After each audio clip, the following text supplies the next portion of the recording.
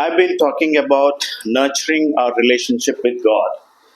बीती हुई समय से परमेश्वर के साथ हमारी संबंध को उसमें आगे बढ़ने के लिए हमें जो करना है, जिन चीज़ों की आवश्यकता है, हम उन विषयों के ऊपर हम ध्यान दे रहे थे.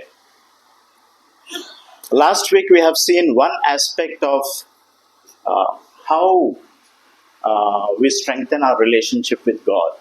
We said that our relationship with God is related with our attitude towards sin.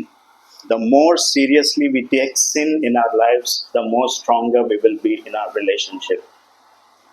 पिछले बार जब प्रचार हुआ था तो हमने देखा था कि हमारी परमेश्वर के साथ संबंध दूसरों के प्रति हमारी जो नजरिया से जुड़ी हुई है, इन दोनों के बीच एक सीधा संबंध हम देखते हैं. If we truly want to grow in our relationship with God, we need to learn to deal with sin. अगर हम सच में परमेश्वर के साथ संबंध में आगे बढ़ना चाहेंगे तो हमें पाप के प्रति या पाप के ऊपर विजय पाने का इच्छा हमें रखना चाहिए. And we have also seen that humility is the key. How can a person deal with his or her own sin? It is only when a person humbles himself or herself that humility is what enables that person to admit, to recognize, and to own responsibility for his or her own sin and be restored in God's relationship. हमने ये भी देखा है कि पाप के ऊपर कैसे विजय कोई प्राप्त कर सकता है. वही कर सकता है जो अपने आप को विनम्र करता है.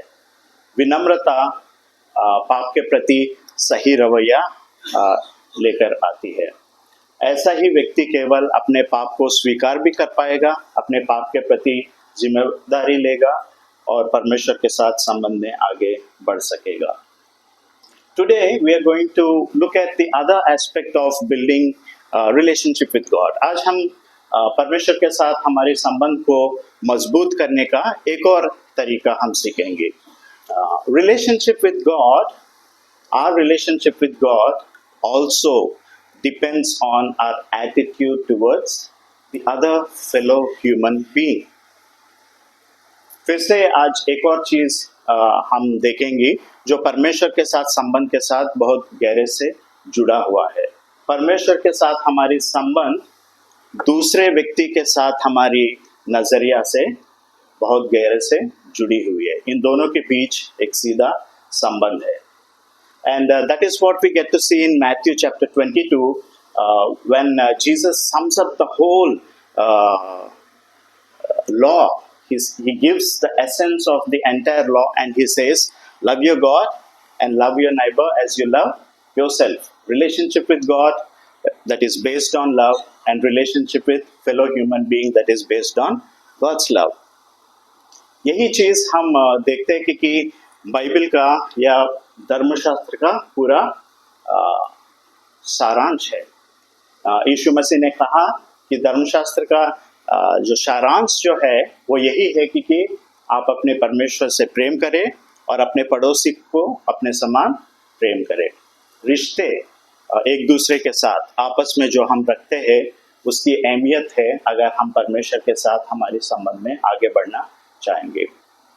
And interestingly, John, in his first letter, in chapter 4, he draws a very even deeper relationship with these two aspects. He says that no one can claim that he loves God if he cannot love a fellow brother and sister whom he is able to see. यूहन्ना अपनी पहला पत्री 4 अध्याय में इसकी और गहरा संबंध वो कहता है कि कोई भी व्यक्ति ये दावा नहीं कर सकेगा कि वो परमेश्वर से प्रेम करता है बिना आपस में एक दूसरे को प्रेम करें. विश्वासियों के बीच में बिना आपसी प्रेम के हम ये दावा नहीं कर सकते हैं कि हम परमेश्वर से प्रेम करते हैं. जब आपसी प्रेम हमारे बीच में होगा वो इस बात की प्रमाण है कि हम सच में परमेश्वर को प्रेम करते हैं. And therefore our love for our fellow brothers and sisters, our love within human relationships serves as an evidence of our true love for God. And therefore, the relationship is such that if we fail in our human relationships, it's a sign that we are failing in our relationship with God. If we are growing in our relationship with one another as human beings, it's a sign that we truly love God and are growing in our relationship with Him. इसलिए जब हम आपस में संबंधों में बने रहते हैं, वो उस बात के संकेत है कि हम परमेश्वर के साथ उनके संबंध में हम बने रहे हैं. अगर हम हमारे बीच के रिश्ते, हमारे बीच के संबंध अगर ठीक नहीं है, तो वो उस बात के संकेत है कि परमेश्वर के साथ हमारी संबंध ठीक नहीं है, कुछ चीज की कमी है. And therefore, today's message is all about recognizing that our attitude towards each other in our human relationships is so crucial to our relationship with God. तो आज का विषय यही है कि हमें इस बात के महत्व को जाने कि आपस में एक दूसरे के साथ, विश्वासियों के बीच, पति पत्नी के बीच, हर प्रकार की मनुष्य की रिश्तों में जो रवैया हम रखते हैं, उसका बहुत अहमियत है, हमारी परमेश्वर के साथ संबंध से ताल्लुक वो रखता है. And this is something that Jesus is saying when he is talking about this parable about the Pharisee and the tax collector in Luke chapter 18 verses 9 to 10. प्रभु यीशु मसीह ने ये दृष्टांत कहा था लूका की इंजील 18 अध्याय 9 से 14 पद तक, जहाँ पर वो फरीसी और चुंगी लेने वाला एक व्यक्ति के बारे में जिक्र कर रहा है.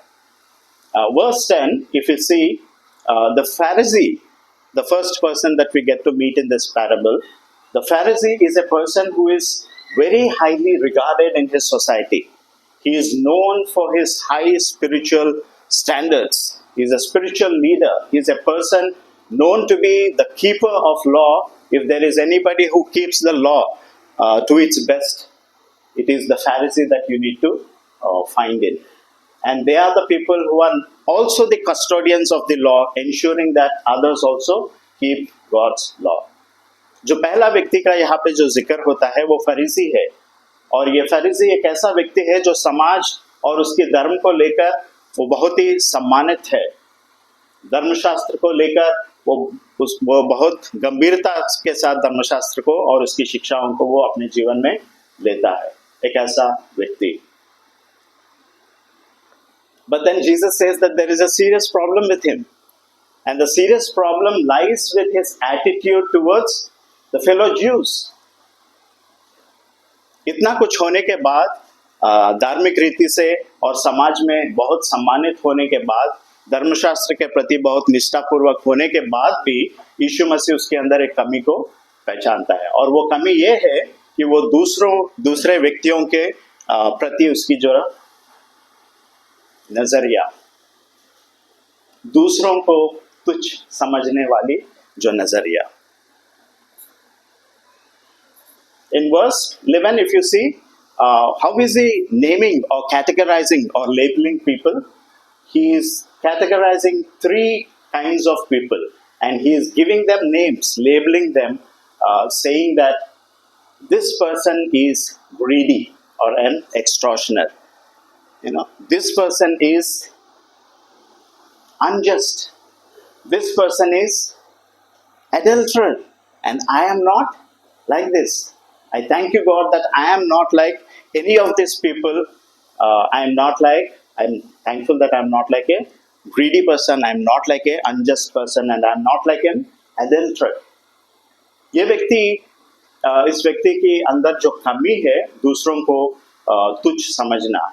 और इसने तीन प्रकार की व्यक्तियों की बात यहाँ पर कर रहा है. कुछ लोगों को ये नाम देकर कह रहा है कि ये ठग है, ये लोग अन्यायी है, और ये व्यभिचारी है, और मैं खुश हूँ और परमेश्वर को धन्यवाद देना चाहूँगा क्योंकि मैं उनकी जैसा नहीं हूँ.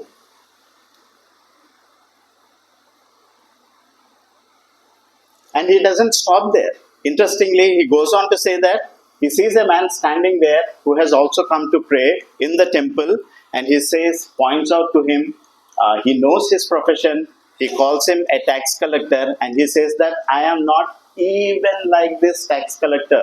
Probably what I understand is that perhaps he is able to see all these three categories in this one person,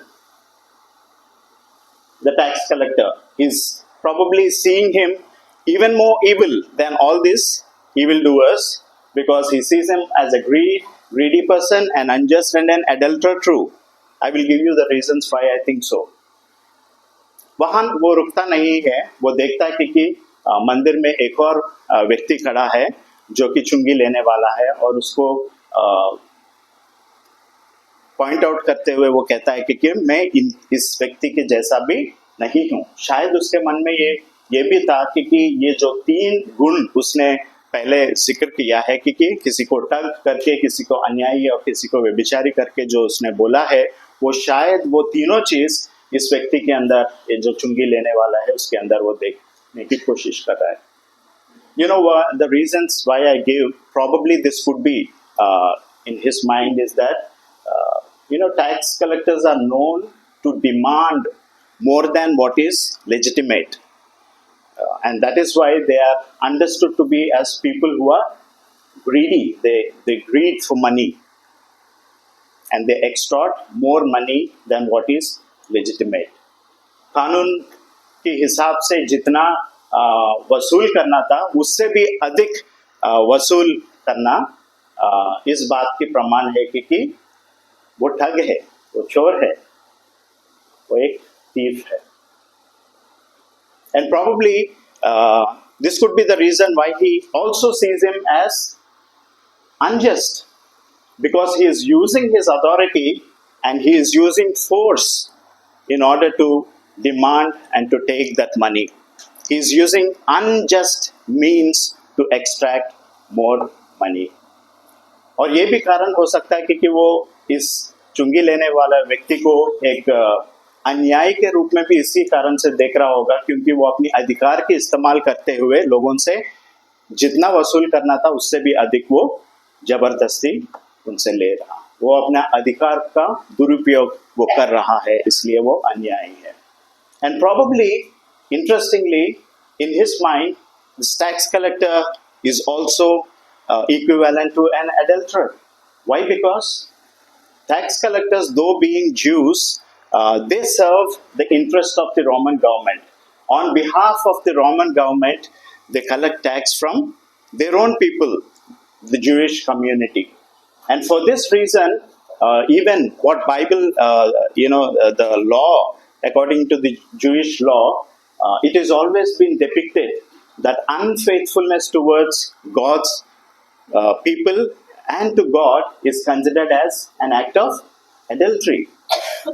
Being unfaithful to God and His people is considered as an act of adultery. It is equivalent to adultery. और ये व्यक्ति शायद इसको एक व्यभिचारी के रूप में भी शायद देख इसीलिए रहा है क्योंकि चुंगी लेने वाला व्यक्ति यहूदी होने के बावजूद भी वो रोमी साम्राज्य या रोमन गवर्नमेंट के लिए वो काम करता है. उनकी तरफ से अपने ही लोगों से चुंगी को वसूल करता है और इस कारण बाकी जो यहूदी है वो उन्हें नफरत करता है इस बात को लेकर कि वो अपनी जाति के लोगों के प्रति वफादार नहीं है और अपने ही परमेश्वर के प्रति वो वफादार नहीं है. और इस वफादार ना रहना या विश्वास योग्य ना रहने का अर्थ उनका व्यभिचार के समान है. When we think about ourselves, many a times we show such an attitude towards our fellow human beings. Forget about fellow human beings in general. Within the Christian community, towards our own fellow brothers and sisters, and even if I have to go deeper into relationships, the most intimate relationship, marriage, husband and wife, many a time we call names, we categorize people, we label them. If I have to say a word, liar, who comes to your mind? Do you get a face in your mind? If I say someone is manipulative, Who is the first person that comes to your mind, that comes to my mind? No wonder if I come to your mind for some reason. Arrogant, hypocrite, worthless, illiterate, fool. We have many ways of categorizing people. We have a range of vocabulary to name people and to have faces for each of these categories in our mind. इसी प्रकार की नज़रिया हम कई बार अपने रिश्तों में भी रखते हैं, दूसरे व्यक्ति के प्रति हम रखते हैं. हम किसी को झूठा करके बुलाते हैं, किसी को बोलते हैं कि ये बहुत चालाक है, किसी को कहते हैं कि ये अभिमानी है, ये पाखंडी है, ये बेकार है, ये अनपढ़ है, ये मूर्ख है. ऐसे शब्द हमारे विचारों में है और हर एक शब्द के पीछे हमारे मन में एक चेहरा होता है कि ये व्यक्ति फलाना है. Such an attitude towards others is displeasing to God. And that is why, despite high spiritual standards, he is pointing out to this Pharisee saying that a person who is well respected, a person who is a representative of God in other sense, because he is the keeper of the law, and to him God says, your attitude towards your neighbor is very faulty. I am displeased with you and I cannot send you home justified. अंत में हम देखते हैं कि ये व्यक्ति परमेश्वर की नज़र में धर्मी नहीं ठहराया गया, बिना धर्मी ठहराया गया वो वापस अपना घर चला गया. क्यों? परमेश्वर इस बात से प्रसन्न नहीं होता है कि हम एक दूसरे के प्रति हमारी नजरिया या विचार गलत हो, किसी को हम तुच्छ ना समझे. You know how much ever we are respected in our societies, in our Christian communities, God never gives us authority to demean somebody, to despise any person in our relationships. हम कितने भी धर्मी हो या कितना भी इज्जत हमें समाज में होने के बावजूद परमेश्वर हमें अधिकार कभी भी नहीं देता है कि हम दूसरे व्यक्ति को तुच्छ समझे. Why? From where does this wrong attitude towards others come? ये इस प्रकार की भावना हमें कहाँ से आती है कि दूसरों को हम तुच्छ समझे? You know, Jesus gives the answer in the very beginning of the parable, verse 9. It's very interesting to find there. What he says is, it is the person who chooses to define good in his own eyes. It is a person who defines what is right and what is wrong. From his own wisdom is the one who despises the fellow human being. यीशु मसीह ने एक कारण इस प्रकार की नजरिया दूसरों के प्रति होने के पीछे जो कारण है वो पद 9 में ही उन्होंने उस बात की जिक्र किया.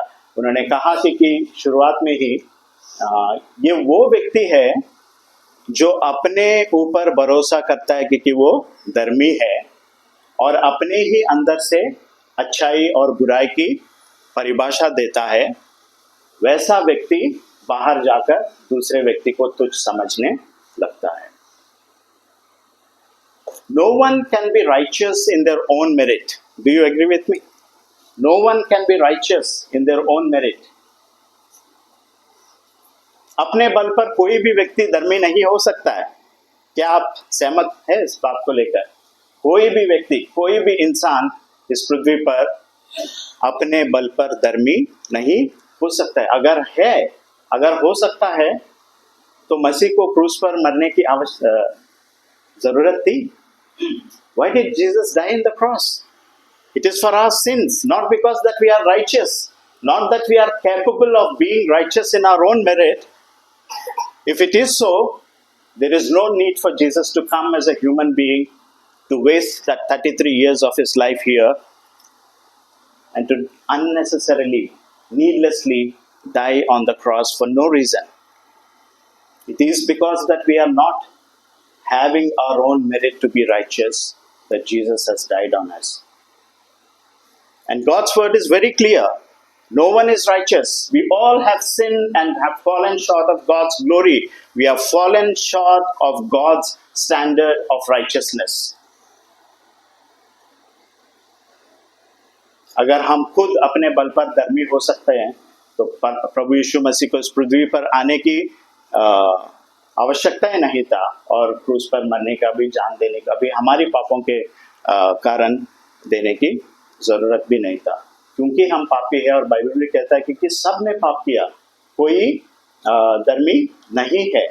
हम सब ने परमेश्वर के महिमा से हम रहित है। We all have fallen short of God's standard of righteousness. परमेश्वर की जो मानक है धार्मिकता की, उससे हम बहुत नीचे गिरे हुए हैं। And therefore, what is the key? What is the key in order to develop a right attitude towards our fellow beings? तो कैसे हम एक दूसरे के प्रति सही नजरिया को लेकर आ सकेंगे? In verse 9, the word righteousness, the Greek word that is used for this word righteousness is dikaios, and the root word that is used for this word dikaios, its meaning is conformity to God's standard of being. नवा पद में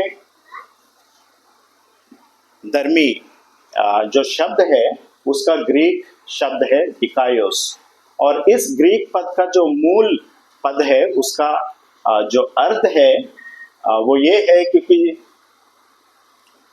परमेश्वर की मानक या परमेश्वर की व्यक्तित्व के अनुसार होना। परमेश्वर की मानक या परमेश्वर की व्यक्तित्व के अनुसार होना। The key is adherence to God's definitions and God's standard of what is right and what is wrong.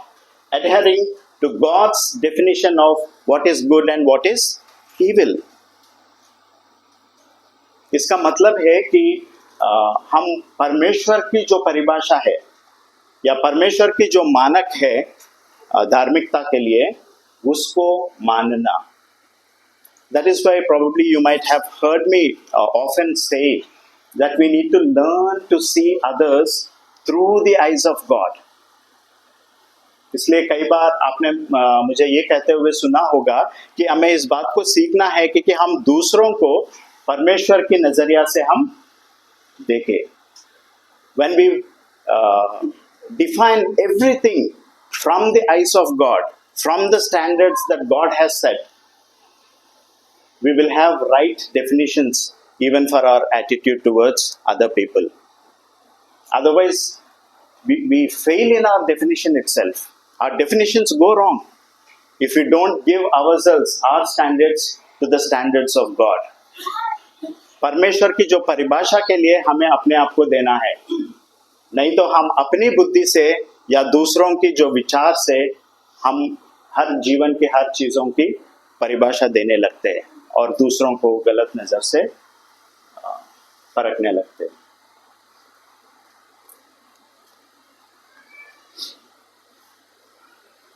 Last time when I preached, there we talked about the link between relationship with God and our attitude towards sin. And today we are talking about the link between the relationship with God and our attitude towards fellow human beings. Both are important.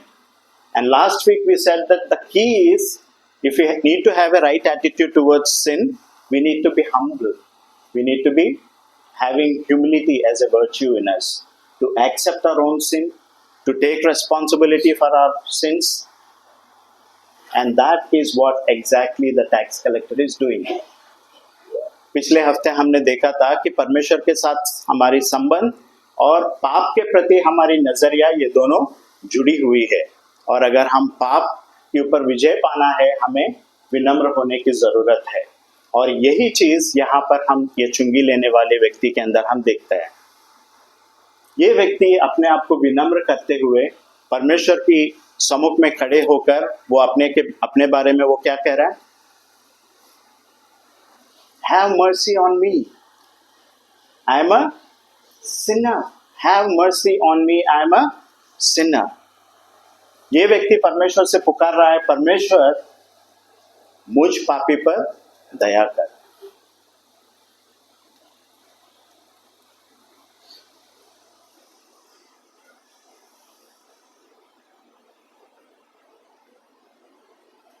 And the second thing that this person does is, I want you to notice the difference between the two, the Pharisee and the tax collector. If you look at the tax collector, number one, he was humble and therefore he was able to admit his sin. He was able to identify himself, recognize and take responsibility for his own sin, and he is able to say in the presence of God, I am not worthy to be in your presence. I am a sinner. I need your mercy in my life. And the second thing he does is, he is evaluating himself and he is looking at God's standards and definitions, not to his wisdom or to any other's opinions. He is seeing God as God. He knew that he is in the presence of a holy God, and that is why he did not dare to go close to the presence of God. He stood far away, stood from a distance. He is giving reverence to God. He is showing reverence to God, to his holy presence, acknowledging his sinfulness. And he is aware of his own guilt, and that is why he dare not lift his head up to look at the heavens, to look at God. वो अपने पाप को उसने अंगीकार किया और परमेश्वर को पवित्र करके उसने समझा, इसलिए परमेश्वर के सम्मुख में दूर खड़ा, अपने आप को पास नहीं ले गया, क्योंकि परमेश्वर पवित्र है और अपने अंदर उसने पाप देखा और उसने अपने आप को दोषी माना. इसी कारण उसने सर उठाने की हिम्मत उसने नहीं किया. And he had a right attitude towards sin. And what was his attitude? He expressed his grief over his own sinfulness by beating his breast. और अपने पाप की गंभीरता को उसने पहचाना है और सही नजरिया उसने पाप के प्रति दिखाया कि वो अपनी छाती को पीटते हुए परमेश्वर के सम्मुख दया के लिए वो मांग रहा था. So he has both the things. He knew the standards of God, that God is holy, that he cannot simply get away sin.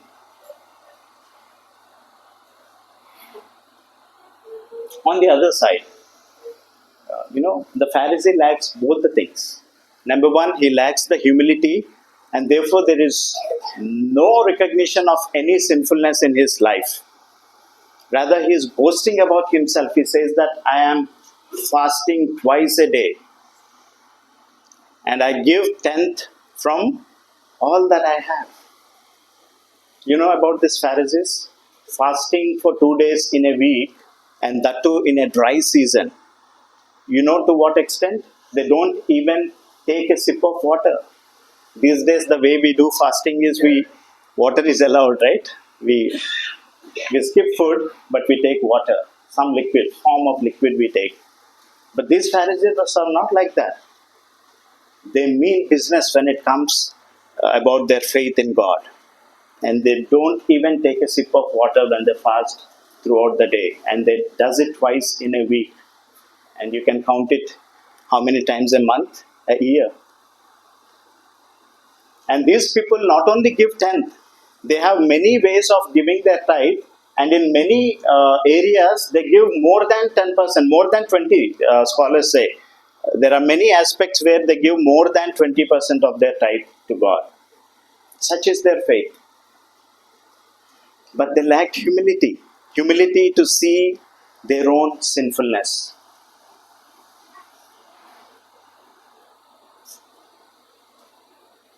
And they lack to see God as God. If they have understood God as God, they would have learned to see others from the eyes of God. And they have failed to do that. And that is why whom God has justified, It is the same person the Pharisee is calling as an evildoer. Now, यहाँ पर हम देखते हैं कि फरीसी के अंदर ये दोनों चीज़ों की कमी है। पहला चीज़, वो विनम्र नहीं था, इसलिए वो अपने पाप की स्थिति को पहचान नहीं सका। और दूसरी बात, वो परमेश्वर की जो परिभाषा है, परमेश्वर की जो मानक है धार्मिकता का, उसको भी वो पहचान नहीं सका। इसलिए उसकी नज़रिया दूसरों के प्रति इस प्रकार की है कि वो उनको तुच्छ मानने लगा। You look at the difference. When it comes to the tax collector, he humbled himself, and whom did he elevate? He elevated God by showing him respect that he is a holy God, by standing far from him, by daring not to lift his face up, by beating his stress. He is elevating God and he is humbling himself. On the other side, when you look at the Pharisee, there is no element of God. He knows that he is in the presence of God, but he is so overwhelmed with his own self that I am so righteous that he had no sense of God's presence despite being in the very holy presence of God. And whom did he elevate? He elevated his own self, saying that I am this, I am that, I do this, I am a righteous person in my own eyes. And whom did he humiliate? Fellow Jew. This is the difference. इन दोनों के बीच के अंतर आप बहुत ध्यान से देखिएगा कि चुंगी लेने वाला व्यक्ति अपने आप को दीन किया और परमेश्वर को उसने ऊंचा किया, लेकिन फरीसी जो है वो अपने आप को ऊंचा किया और चुंगी लेने वाले व्यक्ति को तुच्छ समझा। So what are the things that we are trying to learn today? Let me sum up. We began to say that our attitude towards each other is so crucial to our own relationship with God. हमने ये बात आज सीखने की कोशिश किया कि अगर हम परमेश्वर के साथ हमारे संबंध को मजबूत करना चाहेंगे, दूसरों के प्रति हमारी नज़रिया ठीक होना ज़रूरी है। अगर हम दूसरों को तुच्छ समझने लगेंगे, हम परमेश्वर के साथ हमारे रिश्ते में आगे नहीं बढ़ सकते हैं। And in verse 12, we have also learned that spiritual reputation and honor is not enough in God's presence unless a sincere adherence to God's definitions and standards of righteousness is seen in our lives. जितना अधिक हम धार्मिक होने से भी हम परमेश्वर को हम प्रसन्न नहीं कर सकेंगे। ये ज़रूरी है, धार्मिकता हमारे लिए ज़रूरी है, लेकिन उसका मतलब बिना हम परमेश्वर की दिया हुआ परिभाषा या परमेश्वर से मिला हुआ मानक को अपनाते हुए, उसको बिना पालन करते हुए हम कितने भी धर्मी हो, उसका कोई मान्य नहीं है। And we need to understand that our relationship with God it's not a casual relationship. You know the term that is used in the Bible about our relationship with God? It is a covenantal relationship. Our relationship with God is a covenantal relationship. God has made a covenant and He has committed Himself to fulfill it. And the question is, He asks us, are you committed in a covenant in your relationship with me? Bible हमारी और परमेश्वर के बीच के रिश्ते को बहुत गंभीरता से वो लेती है और इसको वाचा के जरिए जुड़ा हुआ एक घनिष्ठ संबंध के रूप में प्रस्तुत करता है। परमेश्वर ने हमसे एक वाचा किया कि वो हमें क्षमा करेगा, वो हमारी पापों को हमसे दूर करेगा और वो अपनी वाचा के प्रति समर्पित रहा। इसी कारण यीशु मसीह इस पृथ्वी पे एक मानव के रूप में आया है ताकि हमारी पापों के पक्ष वो हमारे पक्ष में अपने पापों को उनके ऊपर लेते हुए हमारी पापों की क्षमा के लिए वो अपनी जान दे सके। परमेश्वर ने अपनी वाचा को पूरा कर दिया, अपनी जान तक दे दिया ताकि हम उनके साथ संबंध में वापस आ सके और इस जीवित संबंध में हम बने रहे। लेकिन सवाल ये उठता है कि इस वाचा के जरिए परमेश्वर जो संबंध हमसे रखना चाहता है उसमें क्या हम समर्पित हैं? If we have to narrow it down to one thing, it is about faithfulness. Faithfulness in our relationship with God is what God wants us from us. What is faithfulness? Adhering to God's definitions. Saying that, Lord, I will be committed to what you think is right, not to what I think, not what is convenient for me, or not what others, how much ever I may respect them, how much ever I may owe to certain people in my life. Their opinions does not, if they do not match with God's definitions and standards, I would rather not choose to listen to them. Such is a commitment above people to God, saying that your standard is all that matters to me. Your definitions is what I will follow in my life. अगर एक ही शब्द में या दो शब्दों के जरिया इस रिश्ते को हम परिभाषा देना चाहेंगे, परमेश्वर और हमारे बीच के रिश्ते में विश्वास योग्य होना। परमेश्वर विश्वास योग्य रहा, अभी तक रहा और वो हमेशा रहेगा हमारे संबंध को लेकर। लेकिन क्या हम परमेश्वर के प्रति हम विश्वास योग्य हैं? विश्वास योग्य होने का मतलब है कि परमेश्वर आपकी नज़र में जो सही है मैं वही करने के लिए तैयार हूँ। मेरे बुद्धि के हिसाब से मुझे जो सही लगता है उस चीज़ को नहीं, या कोई व्यक्ति चाहे पास्टर शिमी जैसा अपने आप को धर्मी दिखाने वाले व्यक्ति जो भी कहेगा उसकी बातों को मानने के लिए नहीं, बल्कि परमेश्वर के वचन के हिसाब से जो परिभाषा, जो मानक परमेश्वर ने हमें दिया है अपने जीवन के लिए, उसके प्रति मैं समर्पित रहूँगा। Let me close with an example.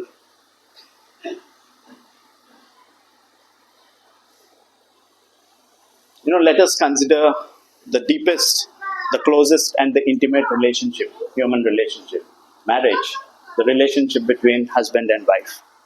Okay? आज एक उदाहरण हम लेंगे। सबसे घनिष्ठ जो मनुष्यों के बीच में एक संबंध जो हो सकता है वो शादी में एक पति पत्नी के बीच के संबंध के बारे में बात करेंगे।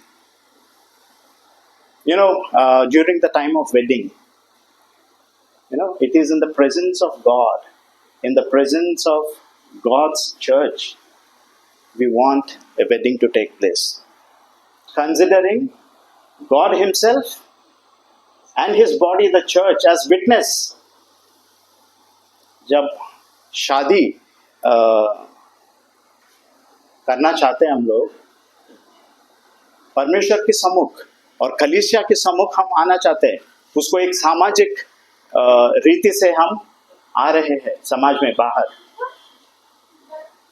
और परमेश्वर को खुद और उनकी जो शरीर जो कलीसिया है उनको साक्षी मानते हुए जीवन भर आपस में संबंध रखने के लिए एक दूसरे के प्रति वाचा बांधते हैं। But when difficulties come in this relationship, the most beautiful relationship that God has ever created, the relationship between husband and wife, and there is no other relationship that God, took as an example to depict His own relationship with His church. He calls His church the bride. इससे भी गहरा कोई रिश्ता नहीं है, संबंध नहीं है जो परमेश्वर ने खुद के लिए लिया अपने कलीसिया के प्रति दर्शाने के लिए, और अपने कलीसिया को दुल्हन करके उसने कहा। When problems comes, difficulties comes, misunderstandings creeps in this relationship, where is church? Where is God?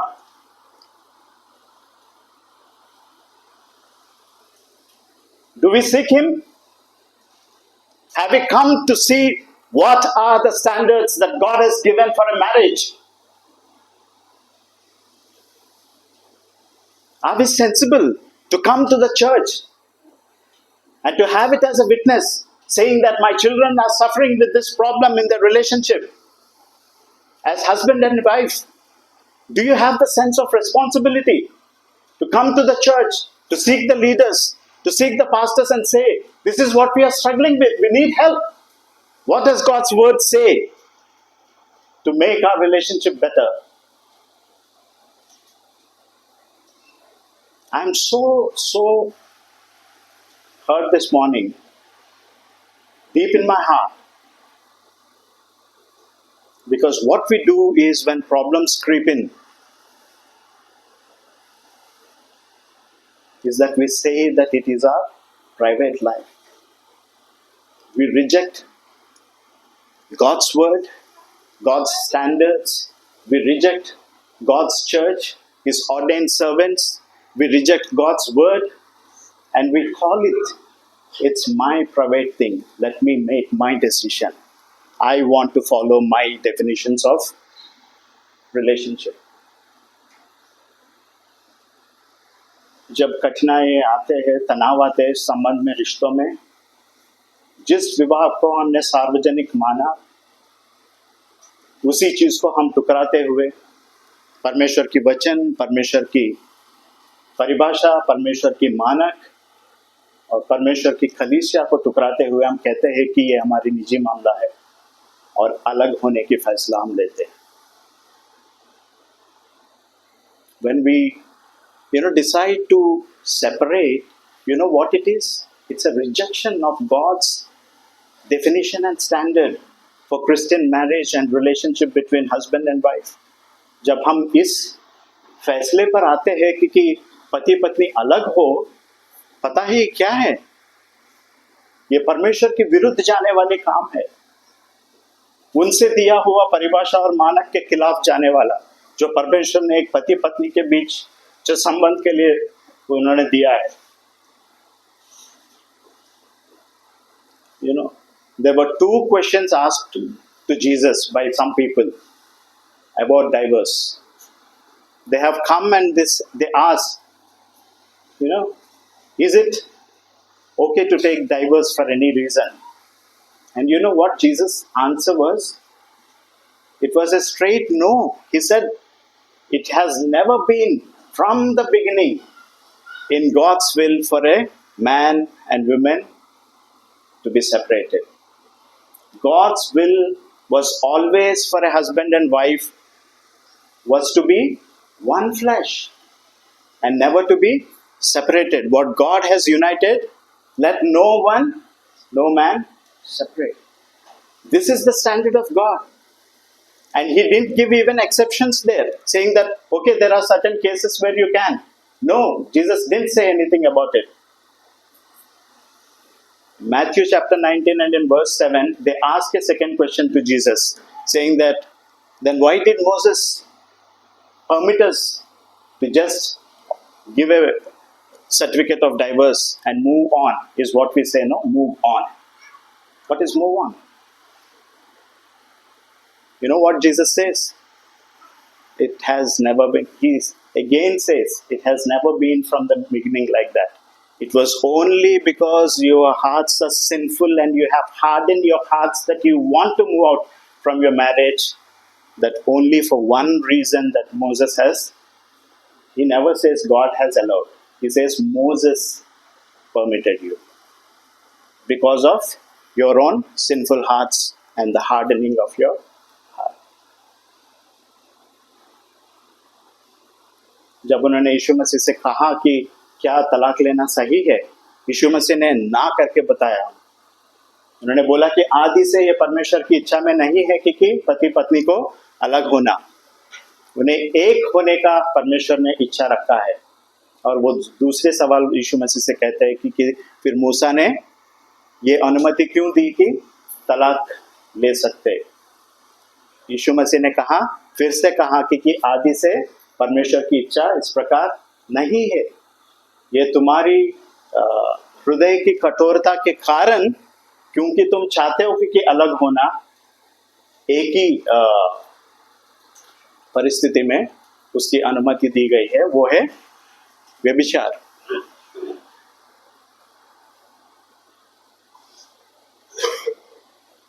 And sadly, many Christians take this exception as a reason to walk out from the marriage. Just like the Pharisee did, he called somebody adulterer. Who gave him the authority to call somebody adulterer? Only God can decide that. No human. अफसोस की बात यह है कि कई मसीह लोग, है ना, विश्वासी पति पत्नी होने के बाद भी, कई साल एक साथ जीने के बाद भी, इस एक परिस्थिति को लेकर व्यभिचार को एक कारण बनाकर अपनी शादी को तोड़ना चाहते हैं. Even if we consider it an exceptional case, I want you to, I want to leave with you two questions. You ponder about it, you think about it, you reflect about it. Even in the case of adultery, in John chapter 8, when a woman who was caught in adultery was brought to Jesus, he did not let anybody to stone her to death. Neither did he, despite being sinless.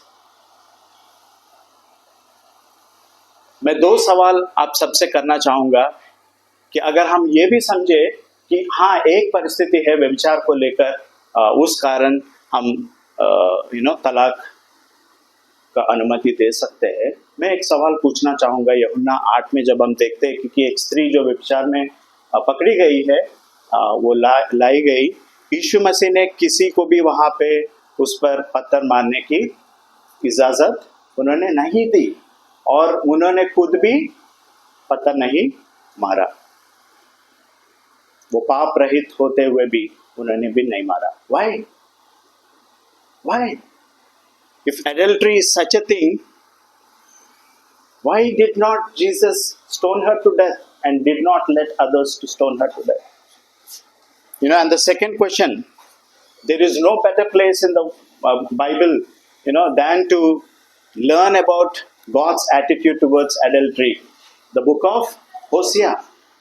Go back to the book of Hosea. Go back to the relationship that God wants to envision, to see between a husband and wife, between himself and the church.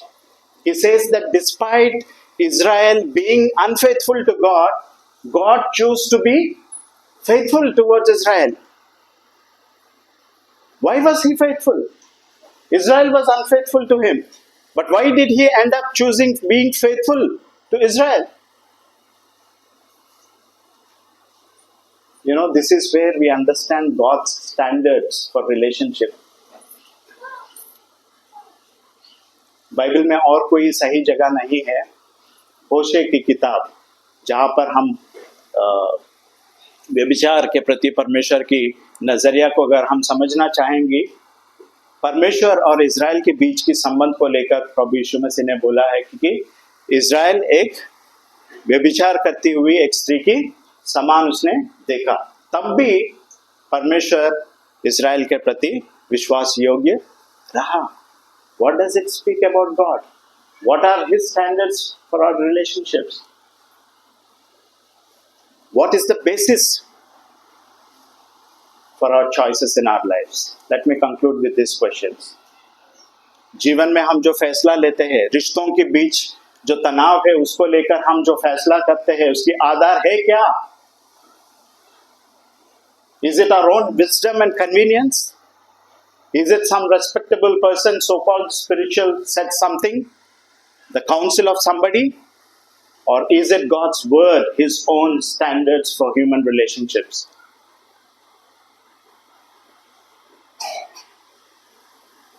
With all responsibility, I make this statement. God forbid, someday in the future, if you see me taking divorce, that does not give license to anybody in my congregation to follow my example. Because God's word does not speak of it.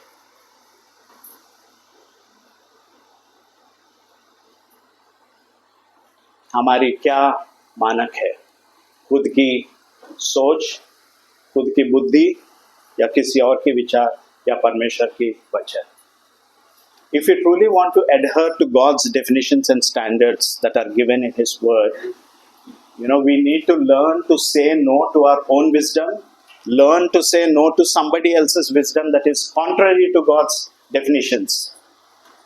अगर सच में हम परमेश्वर की दी हुई परिभाषा या मानक को पालन करना चाहेंगे अपने रिश्तों में आपस में, खुद की बुद्धि को और दूसरों की जो ज्ञान जो विचार है उसको ना करने की जरूरत है जब वो परमेश्वर की मानक से मेल नहीं खाते। And therefore the question today is, how faithful are we in our covenantal relationship with God?